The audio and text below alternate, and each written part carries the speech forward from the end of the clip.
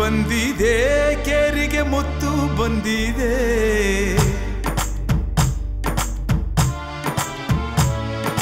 ಮುತ್ತು ಬಂದಿದೆ ಕೇರಿಗೆ ಮುತ್ತು ಬಂದಿದೆ ಭಕ್ತಿಯುಳ್ಳವರೆಲ್ಲ ಕಟ್ಟಿಕೊಳ್ಳಿ ಸೆರಗಿನಲ್ಲಿ ಭಕ್ತಿಯುಳ್ಳವರೆಲ್ಲ ಕಟ್ಟಿಕೊಳ್ಳಿ ಸೆರಗಿನಲ್ಲಿ ಥಳಥಳಿಸುವ ಮುತ್ತು ಹೇ ಕಮಲ ನೇತ್ರದ ಮುತ್ತು ಥಳಥಳಿಸುವ ಮುತ್ತು ಹೇ ಕಮಲ ನೇತ್ರದ ಮುತ್ತು ಕಲುಷ ಪರ್ವತಕ್ಕಿದು ಕುಲಿಶವಾಗಿಪ್ಪ ಮುತ್ತು ಹಲದರಾನುಜನೆಂಬ ಪವಿತ್ರನಾದ ಮುತ್ತು ಓ ಪವಿತ್ರನಾದ ಮುತ್ತು ಒಲಿದು ಬಜಿಪರ ಭವತರಿದು ಕಾಯುವ ಮುತ್ತು ಭವತರಿದು ಕಾಯುವ ಮುತ್ತು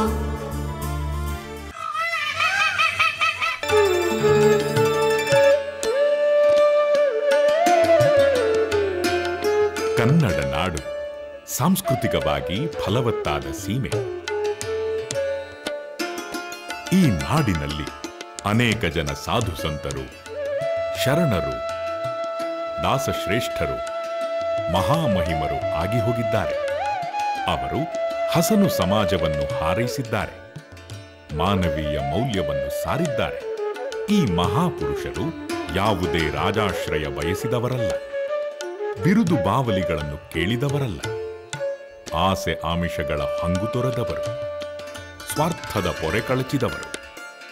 ಜೋಳಿಗೆ ಹಿಡಿದು ಬಾಳಿನ ಹಸನನ್ನು ಹಾಡುತ್ತಾ ಸಂಚರಿಸಿದವರು. ತಮ್ಮನ್ನು ತಾವೇ ಮೋಕ್ಷ ಸಾಧನೆಯ ವ್ರತಕ್ಕೆ ತೆರೆದುಕೊಂಡವರು. ಈ ಉನ್ನತ ಸ್ಥಾನದಲ್ಲಿ ನಿಂತವರು ಸಂತಕವಿ ಕನಕದಾಸರು. ಕನಕದಾಸರದು ತುಂಬುಬಾಳು. ಅವರ ಕಾಲ ಕ್ರಿಸ್ತಶಕ 1495ರಿಂದ 1594 ಎಂಬುದೊಂದು ಅಂದಾಜು. ಅವರ ಹುಟ್ಟೂರು ಈಗಿನ ಹಾವೇರಿ ಜಿಲ್ಲೆಯ ಶಿಗ್ಗಾವ ತಾಲೂಕಿನ ಬಾಡ ಗ್ರಾಮ. ಕನಕದಾಸರ ತಂದೆ ಬೀರಪ್ಪ, ತಾಯಿ ಬಚ್ಚಮ್ಮ.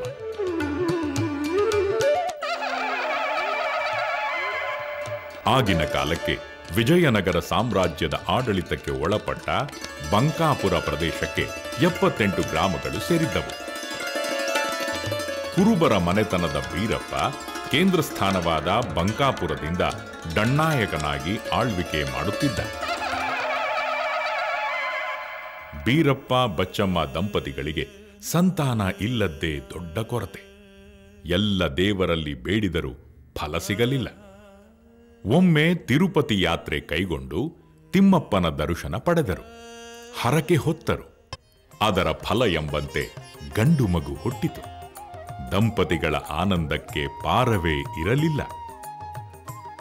ತಿರುಪತಿ ತಿಮ್ಮಪ್ಪನ ವರಪ್ರಸಾದದಿಂದ ಸಂತಾನ ಪ್ರಾಪ್ತಿಯಾಯಿತೆಂದು ತಿಮ್ಮಪ್ಪನ ಹೆಸರನ್ನೇ ಮಗುವಿಗಿಟ್ಟರು. ತಿಮ್ಮಪ್ಪ ಬೆಳೆದು ದೊಡ್ಡವನಾದ, ಯುದ್ಧ ವಿದ್ಯೆಯಲ್ಲಿ ನಿಪುಣನಾದ. ಇದಷ್ಟೇ ಅಲ್ಲದೆ ಸಂಸ್ಕೃತ, ಭಾಷಾಶಾಸ್ತ್ರ, ಅಲಂಕಾರಶಾಸ್ತ್ರ, ಕಾವ್ಯ ಮೀಮಾಂಸೆ ಇವುಗಳ ಅಧ್ಯಯನವೂ ನಡೆಯಿತು. ಮುಂದೆ ತಂದೆ ಬೀರಪ್ಪನವರ ಮರಣವಾಯಿತು. ಬಂಕಾಪುರದ ಡಣ್ಣಾಯಕ ಪದವಿ ತಿಮ್ಮಪ್ಪನಿಗೆ ಬಂತು.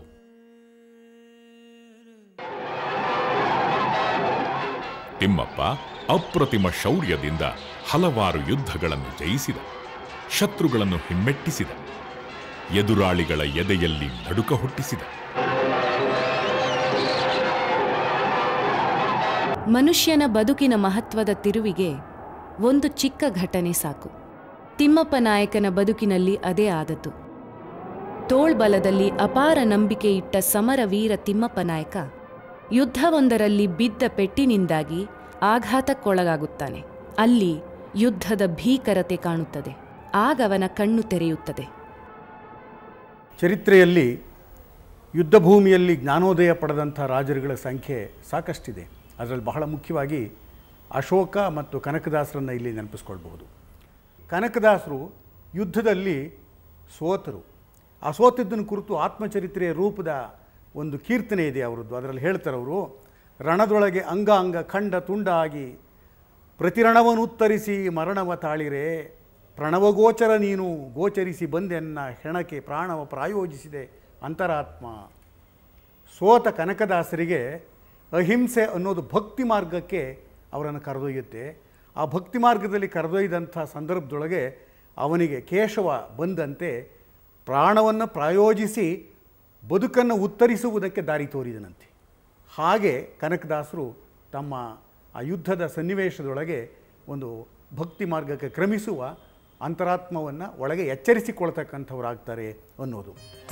ಕನಕ ನಾಯಕರು ಪಾರಮಾರ್ಥಿಕ ಚಿಂತನೆಯನ್ನು ತಲೆಯಲ್ಲಿ ತುಂಬಿಕೊಂಡು ಹಾದಿ ಬೀದಿಯಲ್ಲಿ ನಡೆದರು, ಊರೂರು ಸುತ್ತಿದರು. ಹಂಪಿ, ಶ್ರೀರಂಗಪಟ್ಟಣ, ಬಿಳಿಗಿರಿ ರಂಗನ ಬೆಟ್ಟ, ಮಳೂರು, ಮೇಲುಕೋಟೆ, ಸೋಸಲೆ, ಬೇಲೂರು, ಉಡುಪಿ, ತಿರುಪತಿ, ಕಂದಕೂರು, ಶ್ರೀರಂಗಂ, ಪಂಡರಾಪುರ, ಕಂಚಿ, ಕಾಳಹಸ್ತಿ, ರಾಮೇಶ್ವರ, ಆಹೋಬಲ, ಗಯಾ, ಜೈಪುರ, ಮಥುರಾ ಮುಂತಾಗಿ ಹಲವಾರು ಪುಣ್ಯಕ್ಷೇತ್ರಗಳನ್ನು ಅವರು ಸಂದರ್ಶಿಸಿದರು. ಈ ಬಗ್ಗೆ ಅವರ ಕಾವ್ಯಗಳಲ್ಲಿ ಅಷ್ಟೇ ಅಲ್ಲ, ಮೌಖಿಕ ಆಕರಗಳು ತಿಳಿಸಿಕೊಡುತ್ತವೆ. ಎಲ್ಲ ಸಾಂಸಾರಿಕ ಜಂಜಾಟಗಳಿಂದ ಬಿಡುಗಡೆ ಹೊಂದಿದ ಕನಕ ಆತ ಈ ಹರಿದಾಸ ದೀಕ್ಷೆಯನ್ನು ಕೈಗೊಂಡ. ಆದರೆ ಅವನು ಮೊದಲೇ ಮಾಧ್ವ ಹರಿದಾಸ ದೀಕ್ಷೆಯನ್ನು ಹೊಂದಲಿಲ್ಲ. ಮೊದಲು ಅವನು ಹರಿದಾಸ ದೀಕ್ಷೆಯನ್ನು ಹೊಂದಿದ್ದು ಶ್ರೀ ವೈಷ್ಣವ ದೀಕ್ಷೆ. ಯಾಕೆಂದರೆ ಅವನ ಆತ್ಮಚರಿತ್ರೆ ರೂಪವಾದ ಕೀರ್ತನೆಯಲ್ಲಿ ವೀರ ವೈಷ್ಣವರು ಅಂತ ಹೇಳಿ ಬರ್ತದೆ. ವೀರ ವೈಷ್ಣವರು ಅಂದರೆ ಶ್ರೀ ವೈಷ್ಣವರು ಅಂತ. ಆ ಶ್ರೀ ವೈಷ್ಣವ ದೀಕ್ಷೆಯನ್ನು ತೆಗೆದುಕೊಂಡ ಮೇಲೆ ವ್ಯಾಸರಾಯರ ಬಳಿಗೆ ಇವರು ಬರ್ತಾರೆ. ಆವಾಗ ಮಾಧ್ವ ಮತದ ಪ್ರಭಾವ ಇವನ ಮೇಲೆ ಆಗ್ತದೆ.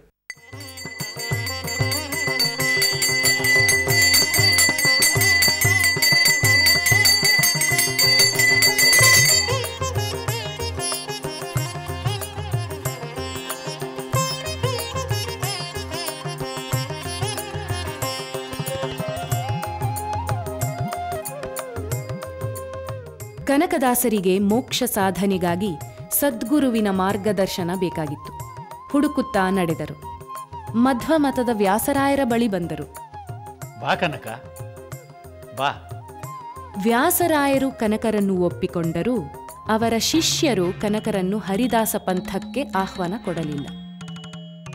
ಕನಕ ಕುರುಬ, ಶೂದ್ರ, ಈ ನಿಮ್ನ ವರ್ಗದವನನ್ನು ಸಮಾನ ಪಂಕ್ತಿಗೆ ಕರೆಯುವುದು ಸರ್ವಥಾ ಸಲ್ಲದು, ತಮ್ಮ ಸಂಪ್ರದಾಯ ಒಪ್ಪದು ಎನ್ನುವುದು ಈ ವಿದ್ವಾಂಸರ ವಾದ. ಇದನ್ನರಿತ ವ್ಯಾಸರಾಯರು ಕನಕನ ಜ್ಞಾನವನ್ನು, ಅವನ ಮಹಿಮೆಯನ್ನು ತಿಳಿಸಲು ಪರೀಕ್ಷೆಯನ್ನೊಡ್ಡಿದರು.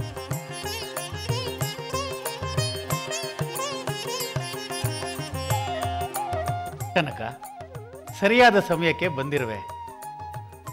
ನಮ್ಮಲ್ಲಿ ಒಂದು ಜಿಜ್ಞಾಸೆ ಉಂಟಾಗಿದೆ, ಅದನ್ನು ನೀನು ಪರಿಹರಿಸಬೇಕು. ಏನಿದು ಗುರುಗಳ ವಾಣಿ? ಮಹಾಮಹಿಮರು, ಕಾಲಜ್ಞಾನಿಗಳು, ಪಂಡಿತರು ನಾವಿರೋವಾಗ ಹೋಗಿ ಹೋಗಿ ಈ ಕನಕನಿಗೆ ಧರ್ಮಬೋಧನೆಗೆ ಆಹ್ವಾನ. ಇದು ಅತಿಯಾಯಿತು. ಗುರುಗಳು ಕನಕನಿಗೆ ದಯಪಾಲಿಸ್ತಾ ಇರೋ ಕರುಣೆ ಮಿತಿ ಮೀರ್ತು. ನೀವು ಯಾರೋ ತಪ್ಪು ತಿಳಿಯುವುದು ಬೇಡ. ನಮ್ಮ ಈ ಧರ್ಮ ಜಿಜ್ಞಾಸೆಯನ್ನು ಯಾರು ಬೇಕಾದರೂ ಪರಿಹರಿಸಬಹುದು, ನೀವು ಕೂಡ. ಹೇಳಿ ಗುರುಗಳೇ, ಅದೇನು ನಿಮ್ಮ ಅನುಮಾನ? ತಮಗೆ ಹೊಳೆಯದ ಆ ಧರ್ಮ ಜಿಜ್ಞಾಸೆಯಾದರೂ ಏನು? ನಿಮ್ಮಲ್ಲಿ ಸ್ವರ್ಗಕ್ಕೆ ಯಾರು ಹೋಗುತ್ತೀರಿ? ನಾವು ಧರ್ಮನಿಷ್ಠರು, ಜ್ಞಾನ ಮಾರ್ಗಿಗಳು, ಮೇಲಿನವರು, ಪಾಪರಹಿತರು, ಉತ್ತಮರು. ನಾವೆಲ್ಲರೂ ನಿಸ್ಸಂಶಯವಾಗಿ ಸ್ವರ್ಗಕ್ಕೆ ಹೋಗ್ತೇವೆ. ಕನಕ, ನೀನೇನು ಹೇಳುವೆ? ನಮ್ಮ ಶಿಷ್ಯರೆಲ್ಲರೂ ಸ್ವರ್ಗಕ್ಕೆ ಹೋಗುವುದಾಗಿ ಹೇಳುತ್ತಿದ್ದಾರೆ. ಅವರು ಹೋಗುವರೆ?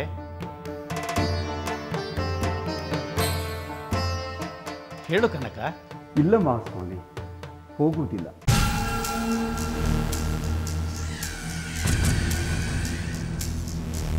ಆಗಲಿ, ನಾವು ಹೋಗುತ್ತೇವೆಯೇ? ಇಲ್ಲ ಸ್ವಾಮಿ.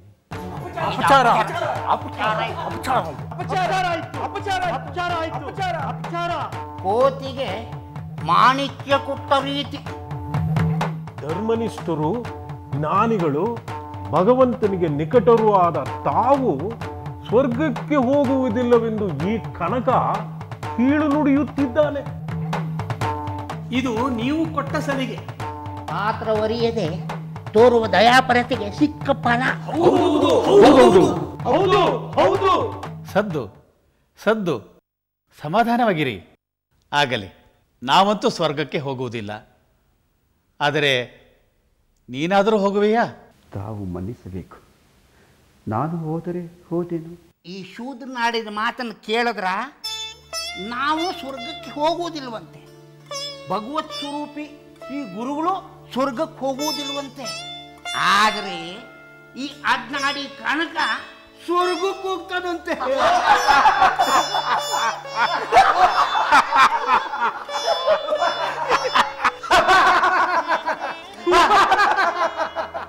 ತಾಳಿ ತಾಳಿ, ಕನಕ ಹೇಗೆ ಸ್ವರ್ಗಕ್ಕೆ ಹೋಗುತ್ತಾನೆ ವಿವರಿಸಲಿ.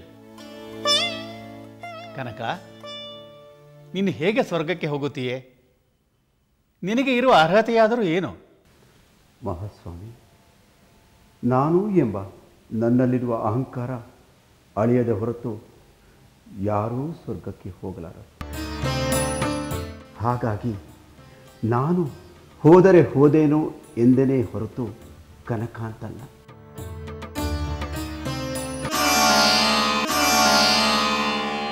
ಕೇಳಿದ್ದೀರಾ ಕನಕನಾಡಿದ ಮಾತು?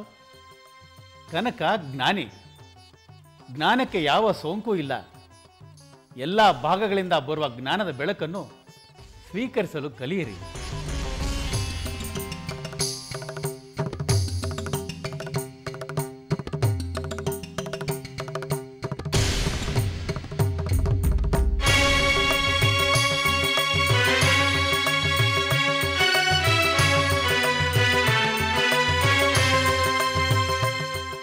ಉಡುಪಿಯ ಶ್ರೀಕೃಷ್ಣ ದರ್ಶನಕ್ಕೆ ಕನಕದಾಸರು ಪಟ್ಟ ಕಷ್ಟ ದೊಡ್ಡ ಕಥೆಯೇ. ಕನಕದಾಸರಿಗೆ ಸಂಬಂಧಪಟ್ಟ ಹಾಗೆ ಅವರ ಬದುಕಿನಲ್ಲಿ ಅನೇಕ ಪವಾಡಗಳು, ಪವಾಡ ಸದೃಶ ಘಟನೆಗಳು ನಡೆದದ್ದನ್ನೆಲ್ಲ ಹೇಳ್ಕೊಂಡು ಬರ್ತಾ ಇರ್ತಾರೆ. ಅವುಗಳಲ್ಲಿ ಬಹಳ ಮುಖ್ಯವಾದದ್ದು, ಮಹತ್ವಪೂರ್ಣವಾದದ್ದು ಮತ್ತು ಇವತ್ತಿಗೂ ಸಹ ಜನರು ಉಡುಪಿಯಲ್ಲಿ ಹೇಳಿಕೊಳ್ಳತಕ್ಕಂಥದ್ದು, ಆ ಕನಕನ ಕಿಂಡಿಯಲ್ಲಿ ಹೋಗಿ ತಾವೂ ದರ್ಶನವನ್ನು ಮಾಡಬೇಕು ಅಂದುಕೊಳ್ತಕ್ಕಂಥದ್ದು ವಾಸ್ತವವಾಗಿ ಇರುವಂಥ ಒಂದು ಸಂಗತಿ. ಇವರು ಉಡುಪಿಗೆ ಬಂದ ಸಂದರ್ಭದಲ್ಲಿ ಅವತ್ತಿನ ಸಾಮಾಜಿಕ ಪರಿಸ್ಥಿತಿಯ ಕಾರಣವಾಗಿ ಇವರಿಗೆ ದೇವಾಲಯದ ಒಳಕ್ಕೆ ಪ್ರವೇಶವನ್ನು ಕೊಡಲಿಲ್ಲ.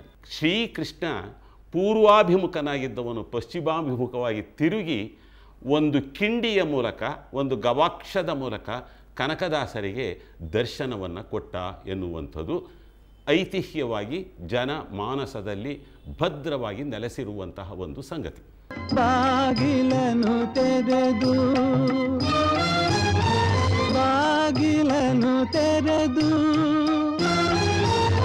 ಸೇವೆಯನು ಕೊಡೋ ಹರಿಯ.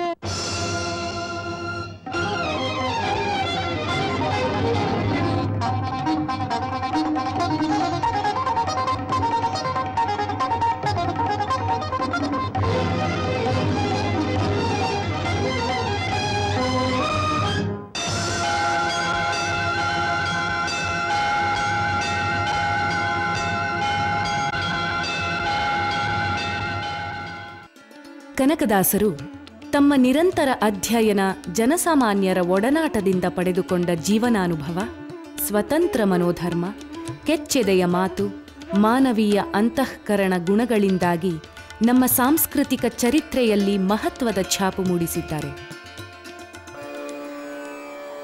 ತನು ನಿನ್ನದು